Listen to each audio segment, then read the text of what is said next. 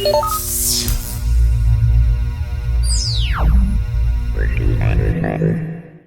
guys, I'm here at Denver Comic-Con with Ellen, and she's at a game table, and I was asking her some questions because I have two dyslexic kids, and we really want to get our family gaming because it's a great way to be together as a family. I was trying to find a game that didn't require a huge amount of reading because obviously that's a challenge from some of my clan. So I was getting some really good recommendations, and you were about to tell us about this one. So this game is Bears. It's by Fireside Games, which is actually a small family that produces these games themselves, and they have kids. It's a husband and wife team. This was actually created by the wife. I love this to play with my students. I'm a teacher because it's language independent. A lot of my kids are language learner or like English language learners. So when I can find games that they're interested in that they don't have to read for is really helpful to get them into it.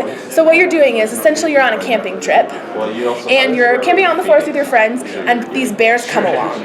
And so you take your player dice, which are these black dice, and you're rolling them to see what you can do. You can either go back to your tent and sleep, which is you would match these up to go back to your tent and sleep. You can shoot the bear, which would defend you and your friends, or you can run away from the bear.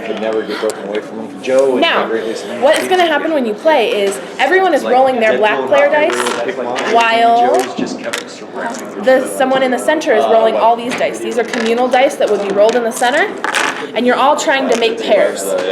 Now, the way the pair matching frenzy ends is when there is one type of die left. So if all these bears are gone and there are just tents, someone yells bears and everyone stops matching instantly. So that then determines what matches are worth what points. So shooting a bear is always worth 1 point, and running away from a bear is always worth 2 points. But going back to sleep in your tent, if all the bears are gone, so if you've been defended from the bears, this is worth 5 points. But if there are bears left in the center and not tents, and the bears are still attacking, and you went back to sleep, you get negative 2 points because you weren't very helpful.